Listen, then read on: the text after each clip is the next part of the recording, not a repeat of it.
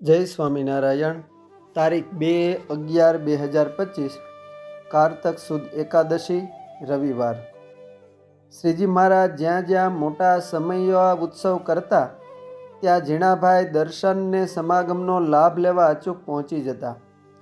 એટલું જ નહીં પણ ઘરના અગત્યના કામકાજ છોડી મહારાજની સાથે ગામડાઓમાં પણ ઘણીવાર રહી ભારે ઉત્સાહથી સેવા કરતા અને મહારાજ તથા સંતો ભક્તોને પંચાળા અનેકવાર પધરાવી ઉત્તમ સેવા બજાવતા. આમ એમણે પ્રેમ અને મહાત્મ્યપૂર્વક જીવનભર એકધારી ઘણી સેવાઓ કરી હતી. તેમજ ઉત્સવો કરવામાં પુષ્કળ ધન વાપર્યું હતું. છતાં પોતાને એવો સંકલ્પ થયો કે હવે આપણે છેવટનો એક એવો મહોત્સવ કરીએ કે જેમાં દેશ પ્રદેશથી હજારો સત્સંગીઓ અને સર્વે સંતો પાર્ષદો સહિત મહારાજ આપણે ઘેર પધારે. કારિયાણીમાં વસતા ખાચરે પ્રબોધિનોનો ઉત્સવ કરાવ્યો હતો. તે ઉપર ઝીણાભાઈ દર્શન કરવા ગયા ત્યારે પંચાળવા પધારવા માટે મહારાજને ફરીથી પ્રાર્થના કરી. એ વખતે લોયાથી સુરાખાચર આવેલા. એમણે મહારાજને લોયા લઈ જવા આગ્રહ કર્યો.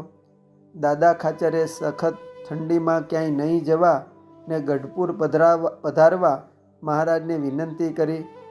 પછી મહારાજે લોયાનો શાકોત્સવ કરી અમે જરૂર પંચાળા આવશું એમ ઝીણાભાઈને કહ્યું.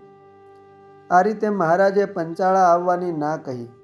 તેથી પોતે ઉદાસ તો બહુ જ થયા, પણ પ્રભુની ઈચ્છામાં જ આપણી ખુશી રહેવી જોઈએ.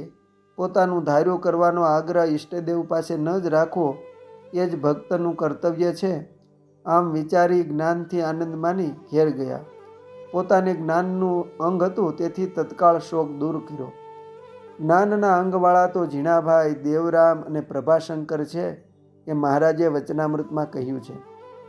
ઝીણાભાઈ ઘેર ગયા પછી વિચાર કર્યો કે મહારાજ આપણે ઘેર ન આવ્યા માટે મારામાં કંઈક પણ કચાશ કે ભૂલ રહી જતી હશે, તેથી નહીં આવ્યા હોય તો એ કચાશ તપથી દૂર કરું.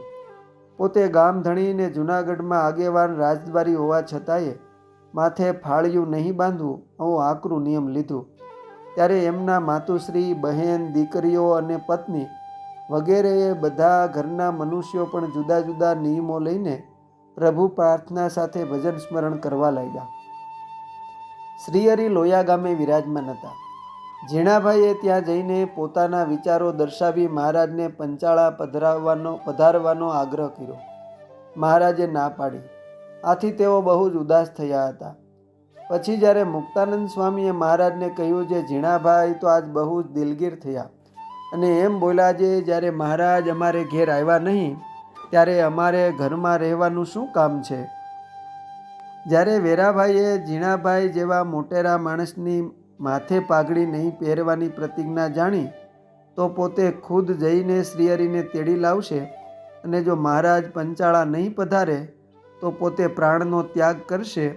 આમ અતિ દ્રઢપણે સત્સંગનો પક્ષ રાખીને શ્રીહરિ અને સૌ સંતો ભક્તોને લોયાથી પંચાળા તેડી લાવ્યા.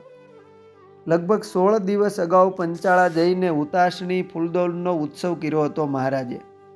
નિષ્કુળાનંદ સ્વામીએ ભક્ત ચિંતામણીના 88ના પ્રકરણમાં લખ્યું છે કે ધન્ય ધન્ય પંચાળાના જન જેના નિર્મળ ઉદાર મન પ્રભુ પધરાવ્યા સારું ભવને નિયમ રાખાતા નર નારી જને તેને વીતી ગયા કઈ કાળ ત્યારે પધાર્યા દીન દયાળ નિરખી હરખિયા નર નારી કેરે પધાર્યા દેવ મુરારી બહુ પ્રેમે શું લાગિયા પાય એ તે આવ્યા છે હૈયા ભરાઈ બોલે ગદગદ ગીરાવયણે હાલા હેતના આસુ નયણે.